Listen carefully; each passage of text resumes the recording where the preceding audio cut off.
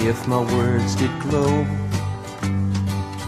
with the gold of sunshine, and my tunes were played on the harp unstrung, would you hear my voice come through the music?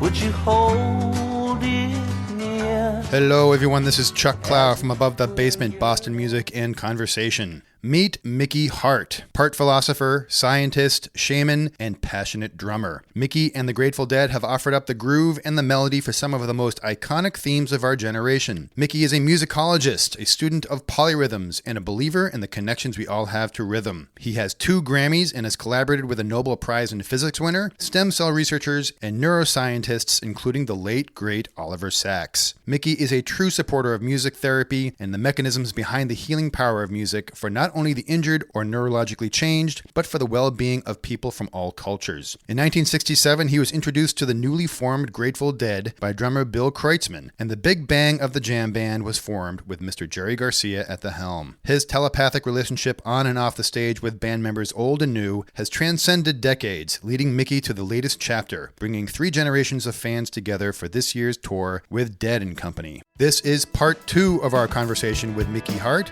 recorded at his hotel in Boston, Massachusetts.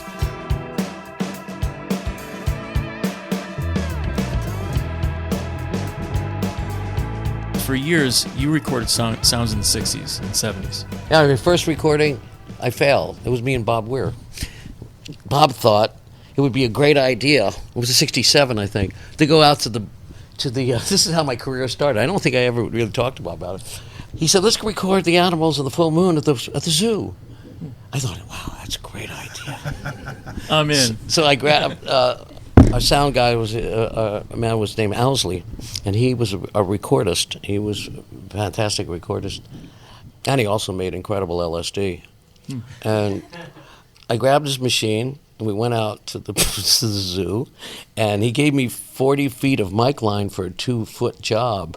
So I got the mic line caught on the gate, and of course, the guards came. We were on the inside, and we were laughing so hard. As they always come. Of course, we were of an altered consciousness at that particular moment, I believe. What year is this? 67. 67. And they escorted us nicely out, and that was my first out of hundreds of remote recordings, and it was the only recording that I failed to bring back any sound. The first one. But that was the first. And the animals were absolutely silent. There was no, on the full moon, they don't howl like Bob says. So there wasn't, right. We lived together, we did a lot of things together. Right. That'd be one of them. I'll never forgive him for that. So it actually was never recorded. It's a recording that was never recorded. I didn't roll tape that day. That was the only day in all my life, in all my career of remote recordings that I didn't roll tape. You've always had an interest in this, obviously, but it's in recent years that it's been more of a scientific passion, right? How do you think about that while you're playing? Do you have a different way about you with these tours if you compare to when you weren't working on it as a scientific construct? I could put it all more in context now. I don't think of anything when I'm playing. I try to empty my vessel. When I go on stage, I'm blank. I don't think of anything. That's the art form. To be able to go out there without a prejudice, without knowledge. You have to go on another kind of sense, spider sense, and also the knowledge that you've practiced your instrument, you have your skill, and then you have to breathe deep and let it relax and find the moment. And it's the moment that you're after. And science really doesn't really play into that. You look at your stick, you think of your breathing. Yes, that breathing has to be in a certain regular pattern in order for you to be relaxed, and the stick has to come back at a certain velocity and in a speed. But I think that when the music stops and I can see it all in perspective, that's where the science comes in for me. I go, wow, okay, that's what it was. So that's why I did that. But I don't think about it when I'm doing it. That would put me out of the now. Yeah, put me out of the moment. Yeah. You can't think. Thinking gives you too much of we call it latency. You're behind a few milliseconds. If you're behind 8 milliseconds, you're gone. You're history. Anything more than 8, 9 milliseconds, you're in trouble. Do you find that there's a different vibe with the original lineup and then maybe corresponding lineups to the lineup you have today? Of course. Like course. Can you put words to it? Telepathy. Yeah. That's the one word that comes to mind. Because we were telepathic. Remember, we went out on stage without a set list or anything. We never talked about it or anything. Just went out there and started playing. Wound up hours later. You can't do that with this band. Huh. This band isn't telepathic. I mean, we were in the groove for so many years, so many hours. We practiced thousands of hours before we hit the stage. It's just to forget everything and be able to come up with something hopefully creatively new. I mean, O'Teal and Jeff Chimenti and John Mayer, as good as they are, can only be so telepathic. You know, they can't be as immersed in dead music as the three of us are now. Are there moments when you're on stage and you're about to start a big tour tomorrow, right, for the 2018 Dead and Company tour? Are there moments that you've played with these other guys on stage where you do have that? Oh yeah. Oh, very much so. Yeah. A lot of them. What a lot are of they, telepathic. Can you describe that a little bit? Well, that means when you're all moving together and you're in sync. The big word is sync. Entrainment is a better word. Rhythmic entrainment. If you're in training with someone, you're in the groove, as they say, or in rhythm, or together in the moment. That happens to us all the time. In the beginning, it was deeper. Remember, we were taking psychoactive drugs at the time. So well, that and you made were 18. a very incredible connection. I was young. You guys grew up together. That's right. We lived together. When you were with Jerry on stage, He could follow me. I could follow him. We could go together, and we could split up. We could play games. We play rhythm games all the time. It was totally amusing, profound, and amusing, and it was entertaining as well. And it was a physical journey, a mental journey. That just takes thousands and thousands of hours to get to that place. You know, there's no other way to do it, to be able to conjure that kind of a magical connection, and that's what we have. But is that the goal now, or is it? Do you have another goal now with these new players? It's always the goal. It's always the goal. Always the goal. That's the grail, man. That's what you're after. That's when you ring the bell. Magic, the M word. If you have magic, you have it all. You have everything.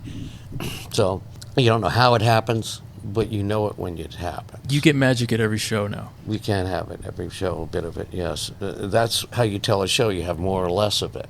Sometimes there's more magic. Sometimes it goes the whole show. Sometimes it's fleeting. Sometimes you're there and you lose it, and then you get it back again. Then you lose it again, and then get it back.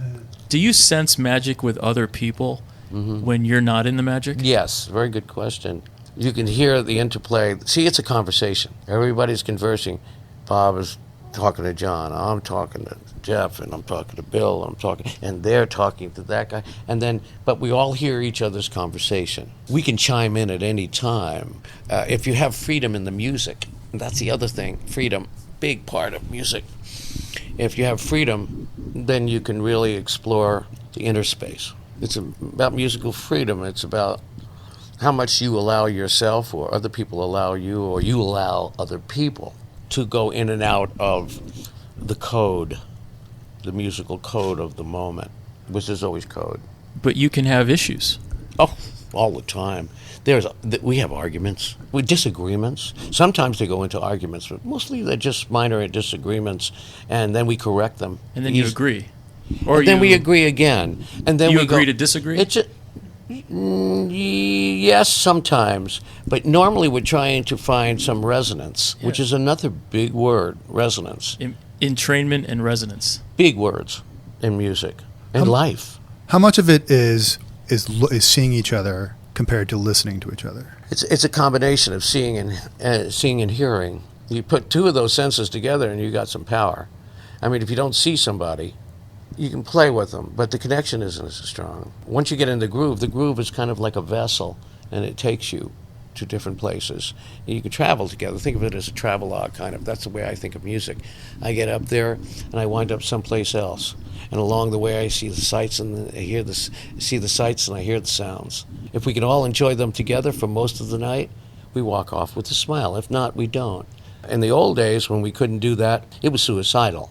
That's how serious it becomes. What do you mean by that? Well, if you can't accomplish music, which is such an important and immediate thing, it's so integral to everything, your happiness, your well-being, other people's well-being, audience's well-being, mental health.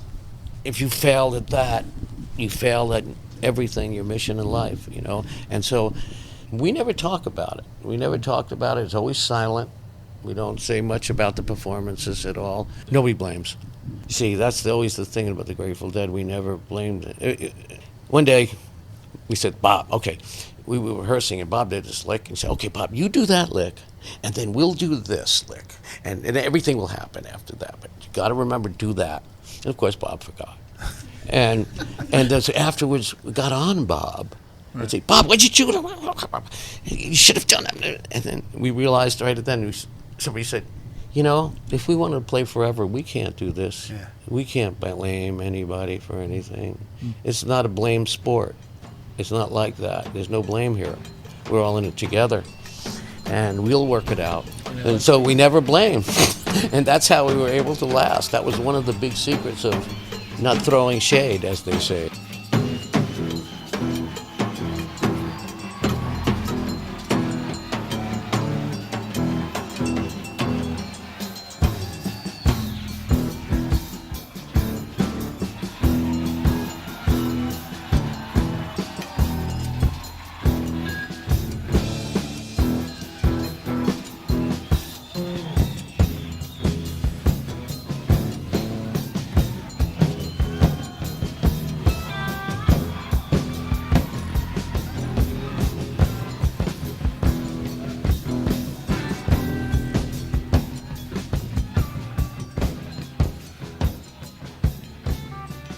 Was there a big learning curve for you playing with these new fellas when you first started playing with them, with Dead & Company? Like, what was the challenge for you? Yes and no. There was a certain kind of synchrony that was automatic from the moment. I didn't know the music, but that was secondary to the feeling. It was kind of like a slipstream. Think of it in those terms. It's kind of like a tractor beam.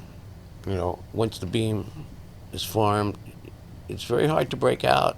I mean, as long as you stay within the proximity of everybody, and you can see and hear everybody, and you are active in that, you're there. You just have to stay there long enough to enjoy it. You can't go over the line into trance too much, because then you lose your facility. But we're trance dancers. That's what we do. We sell trance. It's basic, the bottom line. And trance is a tricky thing. First of all, you got to find the trance, and then you got to hold the trance. And if you go over the line, you become in trance, and therefore, you're not the trancer, you're the trancee. There are a lot of things to learn about trance, and Grateful Dead is a trance band. You sell trance? By the pound. Right. You really have been trance shaman for a while. Well, we're not a seat of the pants kind of shaman. Seat of the pants say, yeah, trance. sure. Yeah. But, you know, so with all shamanisms, you know, right back, you know, to the first shaman, whoever he may have been, it's music magic, and it's also medicinal in many ways, because as you get that feeling of well-being, you go for more. It's insatiable. You can get drunk on it. It's the dopamine. It's the same stuff. Dopamine, of course. You're firing. I don't care if it's music or LSD or anything in between. Correct. Sometimes it's running, which I don't do enough of. Even as a musician who practices it, I don't do it enough. Right. I just, because music makes me whole. Without music, I'm not me. If I don't play music, I can't be the best version of me. It came to me last night because I hadn't played in the band for a while. We've been off the road for a while. But, you know, I'll go 2, 3, 4, 5, 6, I go 10 hours some days. It's not the same as that transfer of energy when you play live in the moment. It's Chuck from Above the Basement, Boston Music and Conversation. How would you like to join us in creating great conversations that inspire and connect? Patreon is a membership platform that provides a way for creators like us to build relationships and provide exclusive experiences to subscribers or patrons. We have been self-financed since we got off the ground in June of 2016, but in order to continue to fully invest all we can in each episode, we need your patronage. For more information, please go to patreon.com/Above the Basement. If you have any more questions, I'm okay with it. Yeah. I feel very enthused and energetic now about this conversation. If there are any places you want to go there. We wanted to talk about Alzheimer's. Isn't that where we were going? I did want to talk about that as a treatment because you mentioned the tonic of music that can really change people as medicine. And they don't have to be unhealthy. They can be anybody in this room. And how do we channel that like mindfulness? So how is music for our health? It's a big question, I know. But I'd love to know music is a tuning system. You have to look at it as a tool. It's a tuning system. That's how we tune the body, because the body is made up of rhythms. We are multi-dimensional rhythm machines embedded in a universe of rhythm. And once you get that vibration and that impulse, you are tuning your body and your mind. Your mind and your body are now connected. And once that connection is made, you're healthy. You're healthier. You keep those health rhythms going, and good life, good rhythm. Bad life. War, bad rhythm. Health, good rhythm. Peace, good rhythm. So if you see the world in rhythmic terms, it's pretty easy. What's really wild, though, is what you call in medicine is efferent and afferent, right? So it's the afferent that comes to somebody, the efferent that comes away. So your blood comes up your afferent, or your nervous system, your efferent goes out. Well, that's where science helps, because now you understand where the impetus is coming from. What you're really doing is connecting to the world around you, all of the other rhythms in the universe. But the treatment is efferent. So the treatment is what you've been doing for your whole career with trance. And I think one of the amazing things about this day and age is how we all have to prove stuff. So how do we, as scientists, a lot of people much smarter than me, how do we actually show that you're making outcomes change by certain types of rhythm and melodies, on, off, like a drug?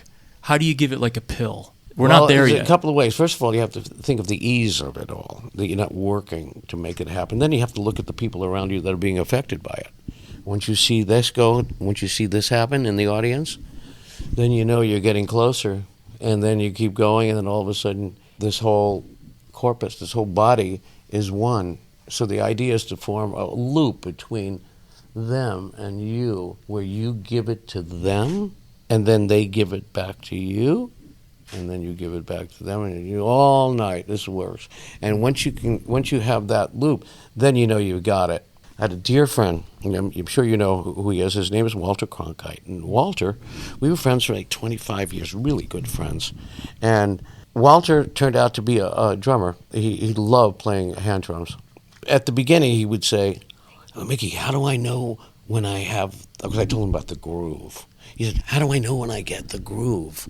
When I have that. I said, Walter, Walter, you'll know when you get the groove. So when Walter, he was a superb rhythmist. I mean, listen to the way he spoke, the way he moved. He was a voice shaman, and that was music. So we were playing, I had him up on stage once in New York City, and behind me, he would play a drum sometimes. And I'd be playing, and all of a sudden he said, I hear, Mickey. And I look around, he says, I've got it. I've got the groove. Oh my God. And I said, yeah, Walter, you got it. He said, I know, I got the groove. And I said, yeah, hold it, Walter. Hold on to it. And while we were all playing, this was going down. And Walter played almost to the day he died. I was with him, and he was playing a hand drum almost the day he died. I would love to have seen video of him behind you playing. Yeah. That would there be is some amazing. video of us private. We have private video. There is shots of us playing together, but was Walter Cronkite a big Dead fan? You didn't even know about the Grateful Dead. He didn't have any idea about popular music. He never was to a popular music concert. He never was to Madison Square Garden. He never went to any of that. He was a classical guy. He loved Mormon Tabernacle Choir. He loved Dixieland, but rock and roll was off the charts. He liked big band and so forth. But I met Walter. I did the America's Cup, 1987 America's Cup, which he was the voice of the America's Cup. And that's how we met. I did the score for that. And we became friends that day. And then it went on from there. And then I brought him to Madison Square Garden. I said, Walter, I'd like you to hear what I do. I mean, I just don't do movie scores. I play rock and roll. And He met you with Apocalypse Now? No, it was later. That was Apocalypse in 79. I don't know when I met. It 80. was 87. When you said movie score, I didn't know if that No, was I do connected. movies. I did Apocalypse. But this was a TV thing. And so I brought him to Madison Square Garden. I had a sulfur out there for him and a couple of guards by the sound booth. And he came back halftime, and him and his wife, Betsy, beautiful, 65 years, they're married. And he said, you know, Mick, I was thinking of all the different reasons, excuses to leave, you know, here at halftime. And he said, you know, now I can't think of one. And he said, this music really gets to you, doesn't it? I said, yeah, Walter, it really does get to you. And so he went backstage and he had a glass of wine with Jerry. You see Jerry and Walter toasting.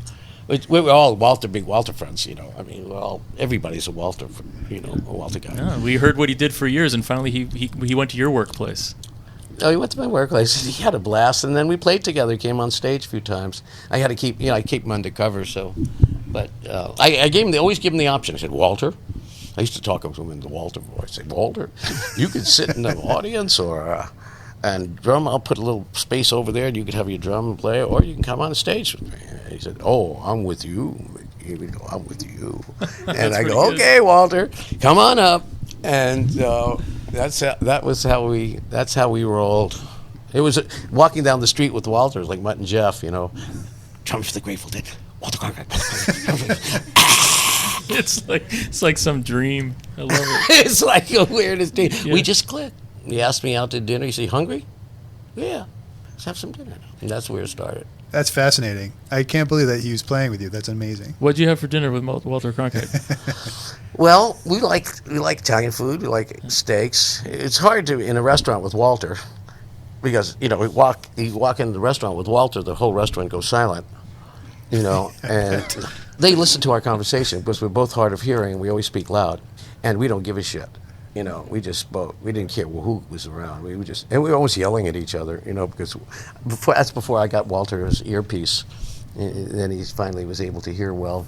You know, he was getting up there, and yeah. But that's the way it was with Walter in a restaurant. But all kinds of crazy people would come up to give him, pay homage to him, right. you know, and thanks to Right. him. All kinds. He said, "Who is that?" I said, he said, that's one of the most beautiful women in the world, Walter. Oh. You know, when Miss America came up, all these different people would come up. He wasn't into pop culture. He didn't really know about that. That was not one of his things. Neither were you, in a sense. Not really. I knew about rock and roll. I didn't know anything about classical music. I mean, I played Copeland in high school. You know, I played all of that stuff. That's about as far as I got. I went to a few symphonies, the Ring and so forth, but it never rung my bell as a. After this tour, what's next for you? What's next? Well, there'll be with Renee Fleming. There'll be Music in the Mind in Washington D.C. 2 days at the Kennedy Center, 7th and 8th. That's one thing that's happening, and then I have personal explorations that and research that I'm doing on. The life of plants and trees and sonifications of the natural world. Your book? There'll be a book probably, yeah. Probably down the road, yeah. Once I immerse myself in all this enough that I think I could... See, my spin is rhythm. You know, there's been a lot of books written on plants and all of that stuff, but it's the rhythm that I'm interested in, the rhythm of the natural world. Right. So that's where my study is, from the micro, down to the micro. From the macro to the micro, there's rhythm. Without it, there is no life. So you have to have rhythm. Now, how you nurture and cultivate that rhythm is how well you go through life. And that's the bottom line. The rhythm stop, you die. And that's what happens. My grandmother was in advanced Alzheimer's, and she didn't speak for years. And then I played a drum for her. I was in the car. Just me and her. I had always had a drum in the car in those days. And so I had a little hand drum, and I played it for her. And for about 10 minutes, we were sitting someplace by a cliff overlooking the ocean or something. And I used to take her for rides, and she spoke my name. And that is when I realized music and medicine.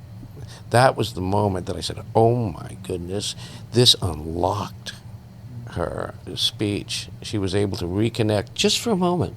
She said my name a few times, never spoke again. But she did speak.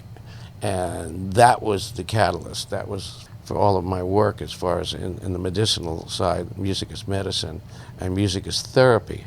And then I went in front of Harry Reid's subcommittee. I testified in front of the Senate in 1991 on his commission on aging, subcommittee on aging. Me and Oliver went. Oliver Sacks. Yeah, Oliver Sacks. And Harry Reid gave us over $1 million for music therapy. It was very visionary for him to do that. And we distributed it to the music therapists and kind of kick-started it here in the West. And so that was the trail. The beginning of the trail of music medicine was with Harry and with Oliver. I work with a lot of music therapists, actually, at an organization called the American Congress of Rehabilitation Medicine. That was sort of the big bang for music therapy. Yeah. So thank you for triggering some of that. Not only now what's happening is we're giving all of them the science of it. So you think of the music therapist as an army. You got to think of them as an army out there who are well-meaning, but they can't repeat. When you're a music therapist, if you don't have the science behind it, music is like that. You can't necessarily repeat. If you can't repeat, it's not science. Okay, it's philosophy, and it's only a lot of other things. If you can't do it in a laboratory, it's all anecdotal. But it works sometimes.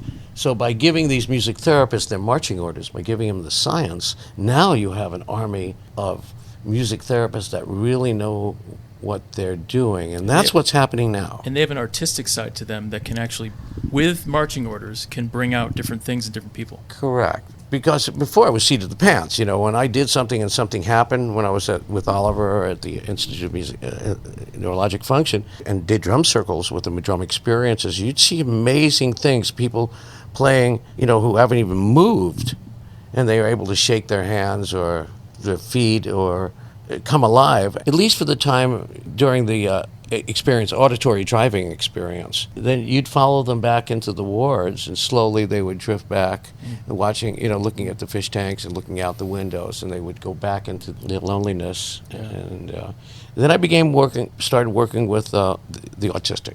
And that was the biggest challenge, because as you know, the autistic, they don't like loud sounds, they don't like transients.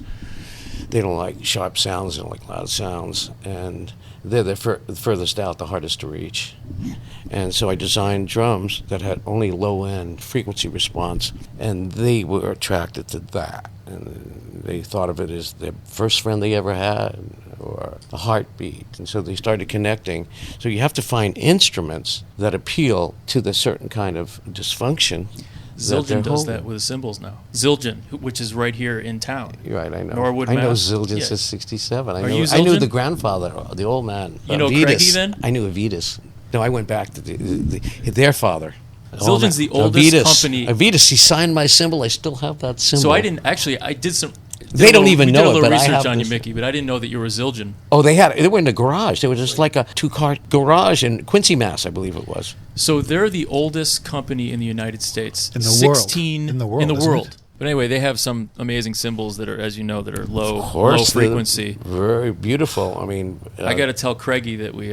Craigie, say hello to her for me. Of course. Give her a big hello. I haven't seen her in years. Craigie's the president of Zildjian now. Craigie Zildjian. That's the granddaughter of Avitas. Right. Yeah. I don't even know she knew her grandfather, great-grandfather.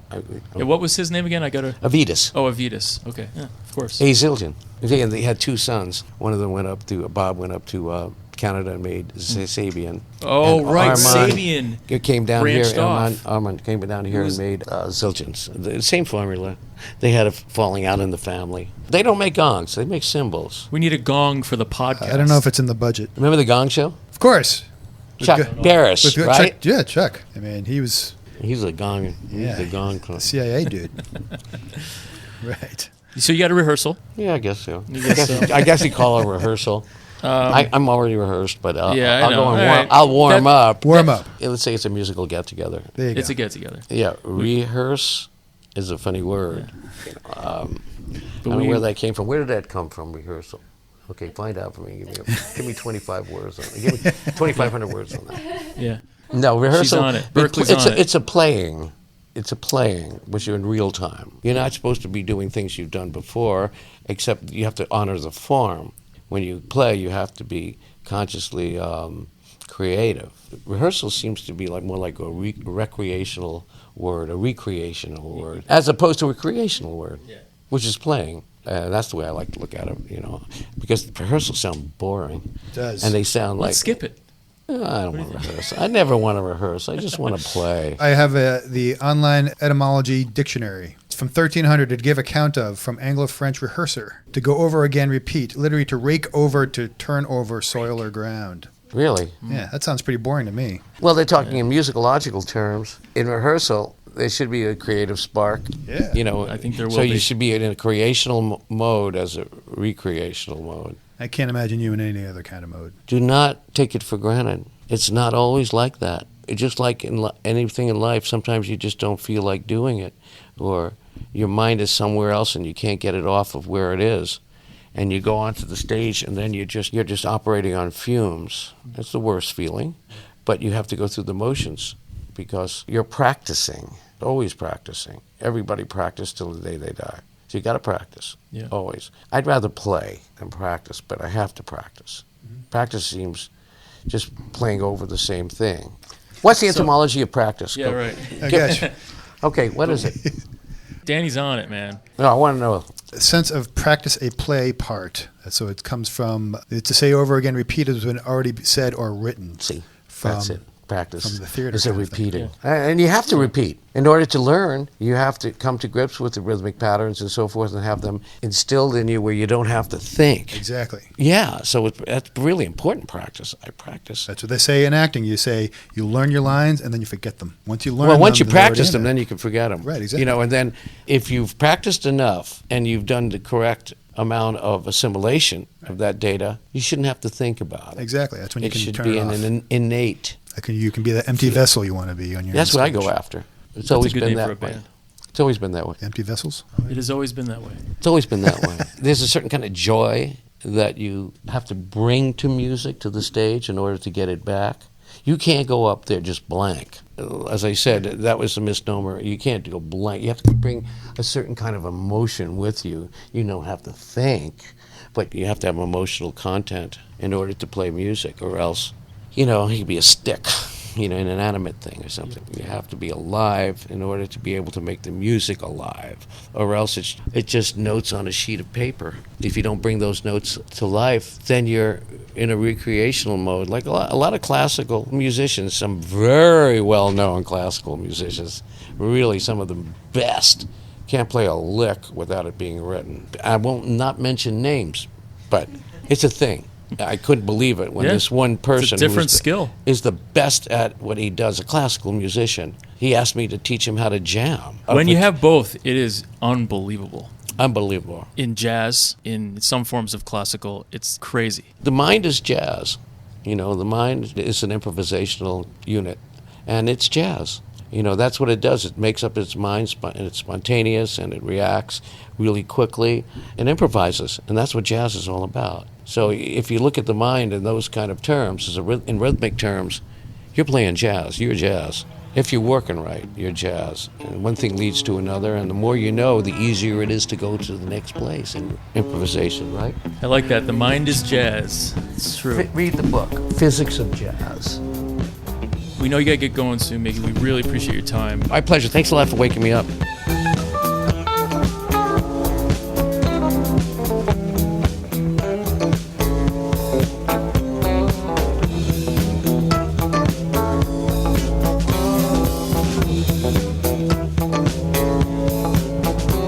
There's mosquitoes on the river.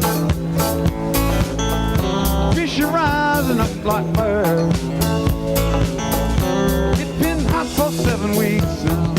Too hot to even speak now. Did you hear what I just heard? It might have been a fiddle. Or it could have been the wind. But there seems to be a beat now. I can feel it in my feet. comes again. There's a band out on the highway. They're high stepping into town. It's the rainbow full of sound. And it's fireworks, Goliath, he's a clown. And everybody's dancing.